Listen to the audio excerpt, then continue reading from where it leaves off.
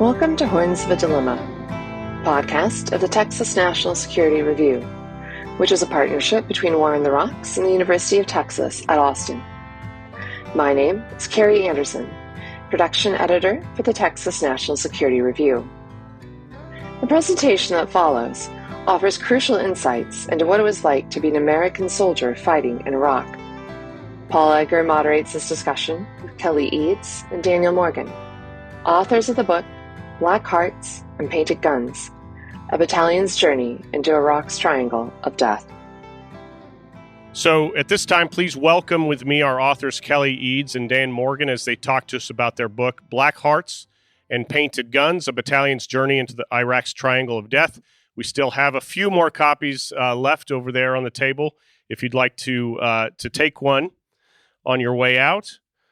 Primarily and initially written by Kelly, Dan joined him near the end of the project, and they helped one another clarify and edit what has become largely a memoir, but is also part combat journalism, and it's now an immensely important part of our historical record. So please welcome them with me today.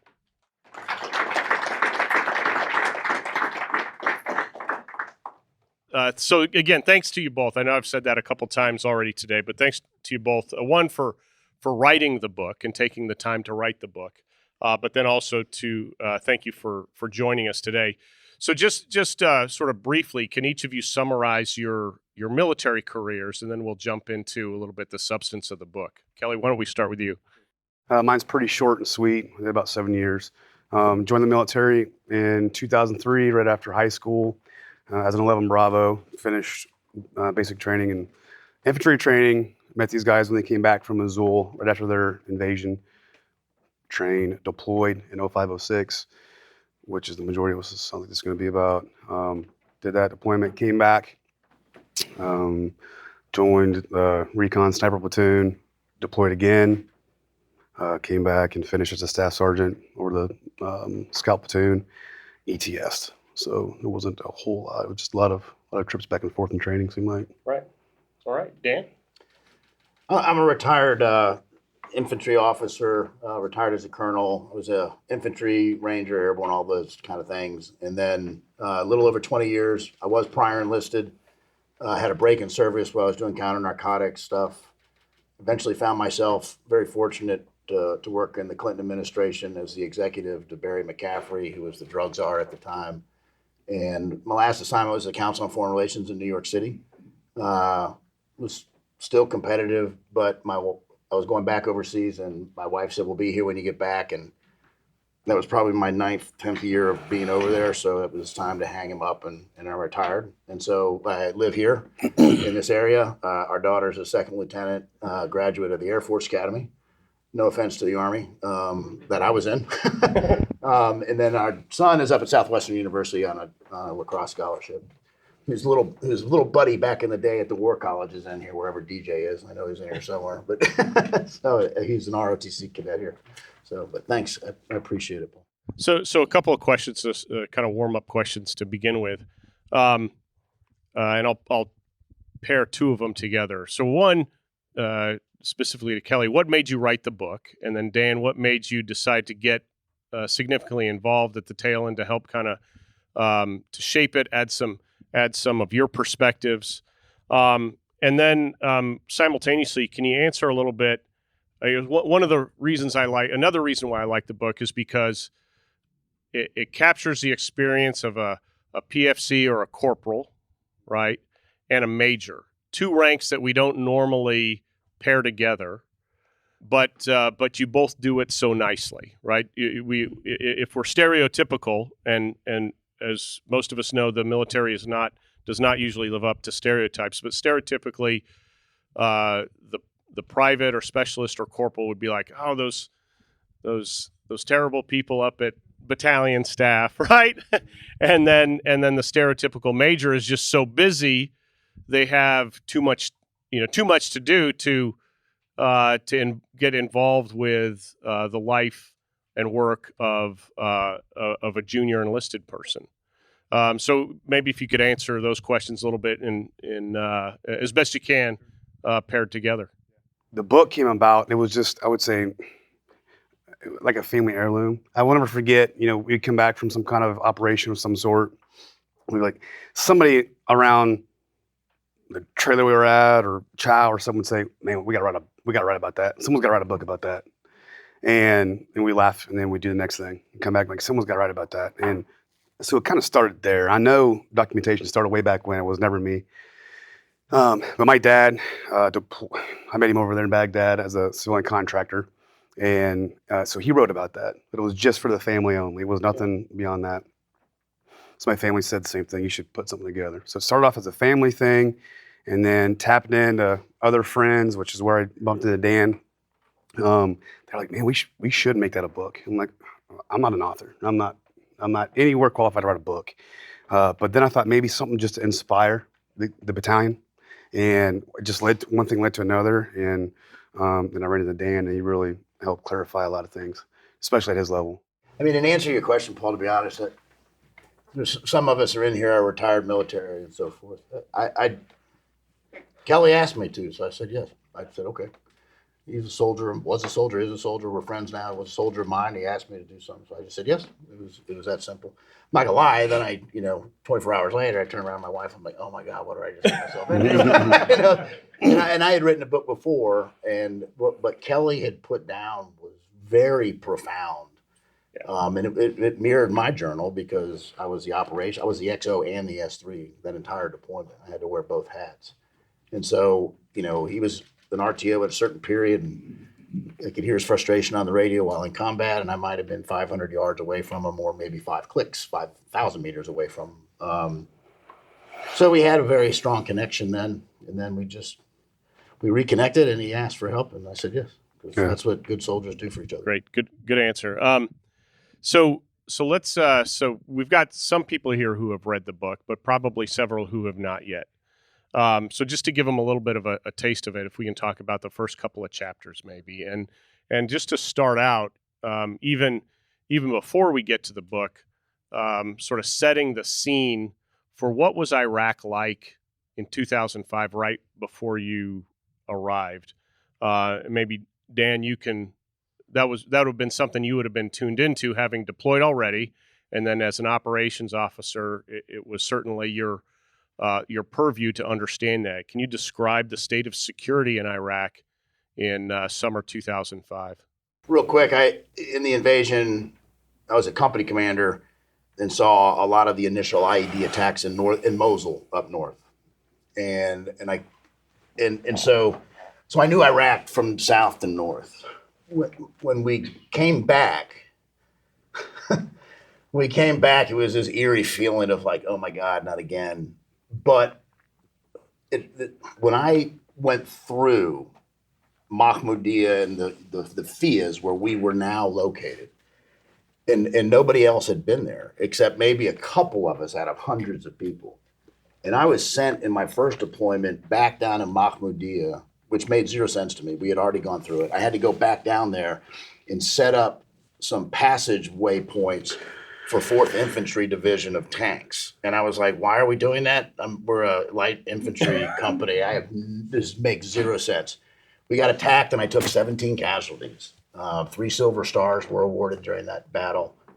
Made absolutely zero sense. But before we got into that firefight, my Humvee, which was not up armored, there were cloth Humvees, were surrounded by very angry people. And at that point, I thought I was like, I'm not going to get out of this. But their eyes were actually, to me, more evil and mean than me facing a barrel of an AK-47. They did not want us there. And then the firefight broke out. Fortunately, the firefight broke out because I don't know what would have happened if it hadn't. Then we come back with Kelly and a lot of new soldiers that hadn't been there. And it was very eerie. But more importantly, I knew, because of the position I was in, that the National Guard unit, I want to be very clear up front, I'm not going to, and neither is Kelly, we're not going to be throwing out units and comparing bad, good, or anything like that. That's not what this is about. But that unit, because it was a National Guard unit, could not go west of a certain grid line, a certain part on the map, because it was full of IEDs. And that's where Zarqawi lived. And that's why we were there. And we knew we had to get in there. And then, and we can get into this later, the first IED went off. It was catastrophic. We were 2 hours into owning the area, and it felt like I had never left. I just stepped right back into it because the entire operations center went into a panic and didn't know what to do. And it's a weird feeling. It's just like, it's not deja vu, but it's just like all that 11 months, I guess it was. My wife's in here, sorry, so if I look at her once in a while. It was like 11 months had gone by, and it's like only maybe 30 minutes had passed. Really odd. Can you talk a little bit about where sectarian violence was at that time, and then why was that? What were sort of the demographics of the area that made this triangle of death area so volatile? Because that kind of all adds into it. That particular area was pure Sunni in that area, and the Shia was obviously a larger majority that was up in Baghdad, and Zarqawi was the one causing all that extremism and that sectarian violence between Sunni and Shia, and he had to move. For those of you that were around and paid attention, Baghdad was every day suicide V-bits, car bombs going off all the time. The Samarra Mosque was blown up, all that kind of, it was all Zarqawi. Everything had to flow through our area of operations up into southern Baghdad. The cars, the bombs, the suicide bombers, it all worked that route, and it went right through Kelly's company. We didn't quite know it was going to be that bad. We knew it was going to be bad, but everything flowed through. Kelly, when did you learn? Because most units, as they were deploying, would learn at different points where they were going, and then you could really focus in on what the area was going to be like. What were the problems in the area? Actually, start talking to your counterparts there. But for some units, that came very late. When did you learn? Do you remember where you were deploying? Was it soon enough? Were you able to do anything about that during your preparations, or was it too late? What was your experience at that? I would say there was a couple months. We knew we were going to Southwest Baghdad-ish area or around Baghdad. Uh-huh. We just knew we were going to the Baghdad area first, and then maybe a month or two prior, we knew we were going to Southwest Baghdad. Which, as a young soldier, I didn't really have a clue. Well, I'll be honest with that. Okay, we're going to go there, and it's going to be really bad. They said there's a enemy element there that's kind of concreted in. We're going to have to push it on. That's really about it. And so we had plenty of time to prep. We had a great first sergeant. We had great leadership that was getting us ready for it. All the preparation was ready to go. So I think we had plenty of time to prepare for it. But I just didn't know exactly what I was stepping into. Right. One friend of mine said after coming back is that it was no matter what, it was a steep learning curve. Yeah, you think you know what you're going into until you get there, and right. I'm not ready for this yet. So can you take it a step further? After you arrived, how would you, you're no longer an entry level soldier, but you're at maybe 2 years experience or so. How did you view the area as you inherited it from the National Guard unit? And again, we're not here to disparage other units, but how did you see the area and the problem you were inheriting once you could kind of put your eyes and hands on it? Yeah, I mean, the best way I can explain it, the Wild West. The soldiers looked completely exhausted that we were replacing, not defeated, but they were just ready to get out of there. You were asking and begging for information and intelligence, and they were just like, I felt like they were just ready to go. So super violent. I knew that the area that we were going into, the Iraqi police would not go, the Iraqi army would not go. There had been numerous attempts for this one element to push into that battle space, and they failed because of complex coordinated, ambushes. They just weren't. I don't know if they weren't trained. Just weren't quite ready for that. So I just knew it was going to be a super violent fight for a couple months to try to take the area over. Also, for Kelly, what can you summarize? Getting into, I think, Chapter 5. Can you talk everybody through a little bit that your company's fight on October 31st, and I think that was the first kind of big fight that you experienced. Can you just kind of describe how that went down? I followed up on a QRF portion on that. However, I was in 3rd Platoon. 2nd Platoon had just taken over. We had just taken over the battle space 2 hours prior to that. Everything had been signed over to us. We had done all the left seat, right seat rides. And so this platoon had gotten some information through battalion intelligence. So there was 3 IEDs down this route called Route Motorhead, like a 5 or 6 mile long road. So we're going to go out there and find these IEDs. We had good grid coordinates on it. They did. First Sergeant Tesser was trying to, in all the first patrols that were going out, was trying to just be with every patrol to, give them confidence. I'm with you. He had just came out of 10th group and was kind of attached as our first sergeant. So we all looked up to this guy. He was a very technically proficient leader. So they kind of gear up. They go down Route Motorhead. They had done it a couple times already with the unit that was there. They had found some IEDs, cleared it. They kind of understood what they were doing, how to get out and walk and look for the IEDs, that kind of stuff. So a couple hours into it, they had already located 2 of the IEDs. They safely detonated them, defused them, whatever they did. It's hot. The intelligence was super accurate. I mean, the information was given to us on where the first 2 were at. That was actually surprised, if I can inject, that the precision of that intelligence at that point in the war was really impressive to me. So anyway, keep going. They had been walking for hours, of course, hot, tired. Not complacent at all yet. It's the beginning of, of our deployment, but they're like, I think we could probably based off of how accurate the information was, we could probably drive another mile or 2 and get out and then walk a couple hundred yards and locate this last IED. So First Sergeant Tesser with his crew decided they were in the second truck to get up front, just follow me, I'll drive down the road a little ways. When I stop, we'll get out, dismount, and we'll start looking for this last IED. As they got close to this last spot, they got in. They had seen what they believed to be enemy personnel. They did start an engagement of some sort. They started maneuvering on it, and then they were hit with a catastrophic IED. The one that they were looking for, I believe, or close to it. The Humvee was, it was like a 500-pound bomb buried in the road. So it picked the truck up, bent it in half. Everybody in the vehicle was killed immediately.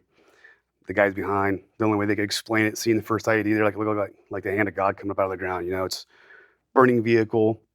And again, so we're like, this is what the National Guard was talking about. And in high volume of machine gun fire, mortar fire start coming in, complex, coordinated, ambush. So at that time, the top patrol leader was gone. The guy we looked up to was gone. So Sergeant First Class Galini, he stepped up, as he would have been the patrol leader anyways if First Sergeant Tesser hadn't gone out. Got on the radio, started coordinating fires, setting up security, actively engaging a 360-degree firefight, and really just all chaos broke out. They were trying to pull people out of the trucks and then reaching out the battalion. I don't think Dan was in the talk yet. So at about that moment, they had probably been in a gunfight. I saw a gunfight for 5 or 10 minutes before they were really able to get a hold of battalion, let them know what was going on. And then that's probably about where Dan can step in and say where his experience was able to step in and kind of calm everything and kind of take over the situation. Yeah, it was commo dead space, communication dead space. And you're supposed to have maps for that, so and we didn't have it in the handover. Now we knew, but we had just lost basically a section or squad worth of soldiers to include a senior leader. The Blue Force tracker, which is what's in the truck that tracks where you are on the ground via satellite, there was an 800-meter lag. We didn't know that, but we did an after-action review, and that's where we figured out. So they were 800 meters further as he was speeding to get up in front and lead that patrol. So that was a big lesson that we took out of that. The IED crater, I stood in it, and you couldn't even see my head. If you laid down the road and looked across, you couldn't even see it. And I'm 6 feet tall. But that was what we were talking about earlier. Wasn't going to get into it when I brought it up, but we were 2 hours into owning that battle space, and just a company first sergeant was gone. But we did. We and based off experience, I didn't feel like I had just left. I had brought in, Predators. I brought in Apache gunships and started coordinating the fight, alerted the QRF and sent the QRF because none of the leaders had that experience yet. And it took a lot to recover from that. because I mean we weren't even into day one. And then we had to notify the family readiness group, and notifications had to go out. My wife was technically the family readiness group leader. Well, she was the FRG leader. And God bless her, Nancy Tesser, who was the wife of First Sergeant Tesser, who took care of their company. She's day one into the fight, and I'll close it out here to talk about how amazing soldiers and the wives are too. Is she knew she lost her husband, and then Patty asked her, "What do you need?" And she said, "I'll stay on." And she took care of that company the entire time after her husband was killed. For the whole 13 months afterwards, she stayed as a family readiness group leader. An amazing woman. Yeah, incredible story on all fronts. So it wasn't. Other things happened in the next 2 weeks, but if we can fast forward just about 2 weeks, and I think this is chapter 6. Can you summarize the fight on November 12th of 2005? I guess to kind of step back a little bit, we had not gone that far down this road. We knew, he knew, that the south side of that AO was, it was Al Qaeda's headquarters. That's where Al Qaeda was bouncing around, coordinating everything into Baghdad. So that was really, we had been punching and pushing further and further down, getting some feelers and checking the area out. So we had only a couple times gone that far. So on November 12th, we were looking for, I guess, the guidance to come down from higher up that we need to find a patrol base because we're not coming back anymore. We're not going to go out and patrol and then be ready to get back for some hot chow. And, so it was, that happened. We were all ready to rock and roll. We're going to go out into the sector and we're going to stay out there for a couple of days until we can find a patrol base. And then we could run operations at a patrol base and really get to know the locals and try to win them over. And let me inject here is that what you were really doing at that point, we may not have recognized it at a national level, but you were really starting counterinsurgency, even though we didn't use the terminology, or at least you were doing a portion of counterinsurgency and what became the MO 2 years later. Yeah, so if you remember back then, General Casey was the commanding general that was in charge. And he pulled everybody in Baghdad into their FOBs and put up big barriers around their FOBs. We lived, or started to live, in an area that the best way to describe it is, canals that were intersecting more or less like hedgerows in World War II in Normandy after you got through the beaches. You couldn't see through the canal because all the weeds were so high. They weren't thick like the hedgerows if you've ever been there. But that's what it was like, very compartmentalized. And we were not going to live in FOBs. We were going to put company patrol bases. We were denied I'll say this part, we were denied the ability to use the capacity and capability of the 101st Airborne to air assault deep into the area and then establish it from there. So we had to do ground assault fights all the way down in to get the patrol bases. And that's what made it very violent. Yeah. But that was the difference. When you look at policy down, that was the big difference that was going on. And it was a constant fight between us and the senior leadership in Baghdad because they did not recognize that what we were doing and needed to do was completely different. To unseat Zarqawi out of that area, we needed the population and we needed to be in there to do that. And it was just a violent way to get there. And sorry to interrupt you on that, Kelly, but I thought that was a worthwhile kind of interjection. But keep going on the 12th. Yeah, just trying to paint the picture there for you. So we were doing recon patrols in and out daily, nonstop. There was a company going in, a company coming out. On November 12th, the goal was to go down. I think we left about midnight. There were some tier 1 high IEDs were getting put in these holes all the time. So we were going to go down, stop about halfway, overwatch just one area through the rest of the night, and then pick up that morning and push south. So about halfway through the night, we did pick up an individual walking up to the hole with a shovel, started messing with the hole, so we engaged him, went to go look for him. It didn't find him, but I think he really kind of said that, hey, the Americans they're pushing further south. That morning, we kind of picked up and continued our recon patrol further south than where First Sergeant had gotten hit, and that truck, the furthest I think we had been so far. So we got maybe like a mile as far as this road goes south, and there was a fresh concrete, fresh hole that had been filled in, and battalion always marked these holes. You knew like they had a certain sequence. I could hit them up and say, yeah, today's sequence is blah blah blah. It's confirmed it's ours. We did that, or some kind of contractor came in and did that. This wasn't the case. Went around the hole. We didn't find anything, so we went around the hole. As soon as we got around it, our guys got out, dismounted. Just people were hiding now. They were not paying, people were starting to go to their homes. They knew we were coming. The gunfight was about to begin. And me being a brand new soldier, not yet in a gunfight yet, knew the gunfight was about to begin. And right about that time, the guys had gotten out, started talking to a lady, and the IED behind us detonated. So that spot that we were in, if you went any further south, it was maybe 400 or 500 yards, and you had nowhere to go. There was a canal that stopped it. To the left, it stopped. You couldn't go left because there's a canal. You were going south, and there was a big hole. You couldn't go back. You couldn't leave. As soon as that went off, that's what initiated. That was kind of like their initiation to the ambush. So small arms fire starts. The guys on the ground, we had maybe 9 guys on the ground. 4 trucks, maybe 9 guys on the ground. They kind of split up, started pushing south. The gun trucks, we couldn't engage anything really because of the reed line. So they were almost not out of sight, out of mind, but they were almost on their own. As they started pushing south, they came across copper wire running about every 50 yards all the way down the road. So it had been lined up and almost phased for IED all the way down this road for like the last 500 yards. They're clipping.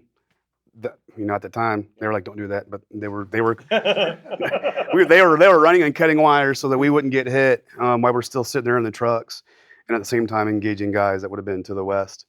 I'm trying to get a hold of Dan and the battalion talk, and then we have some soldiers, about 4 of them, get up on a roof directly south of us, and they would have been looking back to the fighters would have been to the west, from what we've kind of gathered, 20 to 30 fighters that we're up against. The house detonates. The first house they get on top of explodes. So, and multiple houses have been rigged. We didn't know that at the time. We just haven't been down there and done any reconnaissance yet. So half the building collapses. They fall off the other side. They're okay. The fight continues.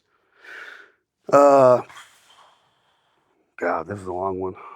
I'm trying to shorten it up a little bit as much as I can before I get. But so we were in that dead space. And I could not get a hold of a battalion. We didn't have any kind of air support. It turned into sniper fire, mortars coming in, and we couldn't really help them. They had just gotten hit. My platoon leader comes running back up the road, and I'm talking from here to maybe the door y'all walk the double doors. A massive IED goes off right beside him, in front of where I'm at. So I got a big hole behind me, a big hole in front of me, and 3 more trucks just past that. He comes somehow. He comes out of it, runs up to me. This is out of a movie. Yeah, he comes running up the road towards me again. His ears are bleeding, and he's like, "We got to get a hold of battalion," but he's super amped. The gunfight is on. So okay, ends up being a bombed out tower. We grab some extra stuff and we throw up kind of like a field expedient antenna. We run out there as we're getting peppered the whole way out there. Finally get a hold of him, and then the guys they're down about like it's 40 yards from us. We're at this tower, super spread out in a 360-degree gunfight against a platoon-sized element, about 9 dudes against a platoon-sized element. Then he starts coordinating the QRF and getting us some help. Yeah, it was his lieutenant Paul. I'll leave his last name out of it. He that ID went off and he disappeared, and then he like right out of a movie, walked through all the chaos and the fog, and nothing was wrong with him except his ears were bleeding. He got hit by 13 IEDs in that day alone. They maneuvered. They finally got organized and they started maneuvering further west to go after the enemy. And I had moved myself and the commander down with the QRF and was talking to him on the radio so Paul could run the fight down there. And then I had to give the order, which frustrated them because I told them to stop because I thought they were getting baited because I had a predator up and I was watching what was happening. And I wanted them to continue, not us, but I wanted the enemy to keep pursuing it because I was baiting them into an ambush, an air ambush with our Apaches further up to the northwest.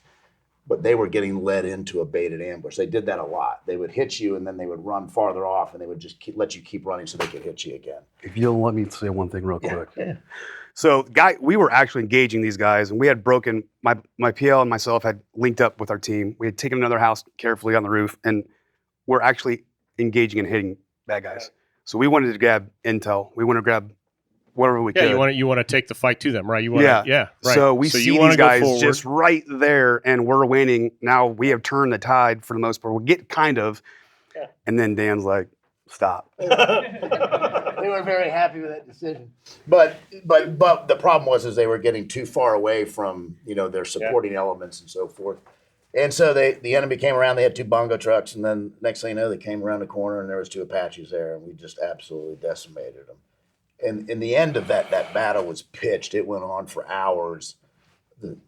They were phenomenal in what they did. Again, overcoming friction, using expediency to be able to communicate. QRF was always ready.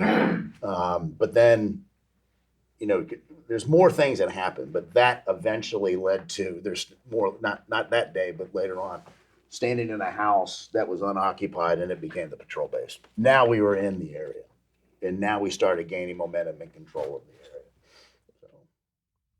So thanks for sharing those couple of chapters. That and hopefully that gives the rest of you who have not read the book yet a incentive to read the whole book.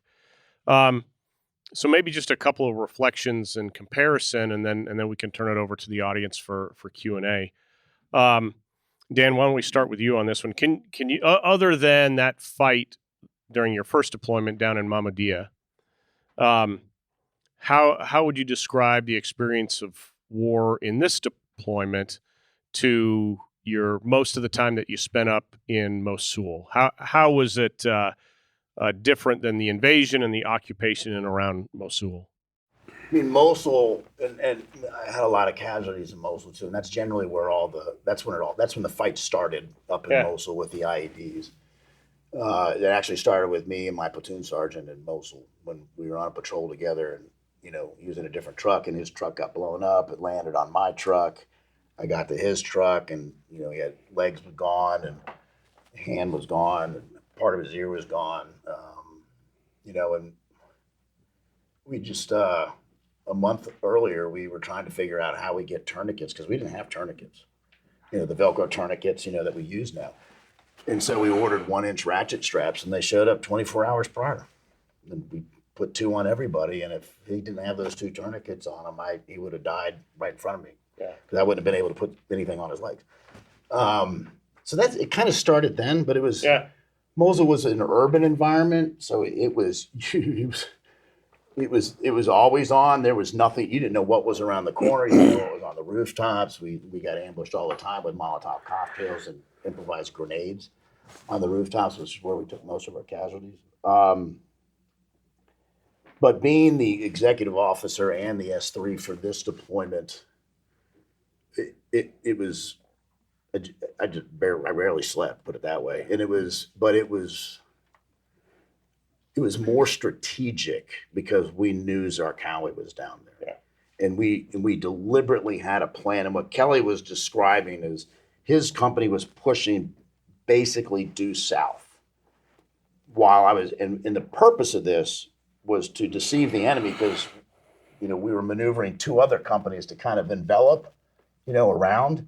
So we could actually pinch where Zarqawi was, and it worked. Against the Euphrates, right. Yeah, because we had the Euphrates in the background that couldn't get him he couldn't go across, So we had him, so we were pinching him that way, and that was the fight.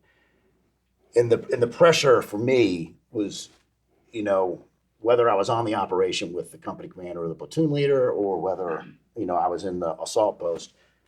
The pressure was just, you just wanted to be with them. Because I had just come out of it from being with them as the commander all the time. But so it was different, and there's a lot of pressure because we felt like we failed when a VBID went off in Baghdad, because we were supposed to stop it. And we did operations where we found drugs, barber clippers, the whole 9 yards, which is all about bringing some young person in to prepare to be a suicide bomber. We knew exactly how they did it. We knew there was a trail car that would trigger the suicide bomb if the suicide bomber started to panic and not do it. We knew exactly how it worked, and it was just violent. But it was strategically very important. Right. So a different kind of pressure. Yeah. And you had to balance how to recognize that you still had to put Kelly in harm's way again to keep the mission going, and it was difficult. It was difficult.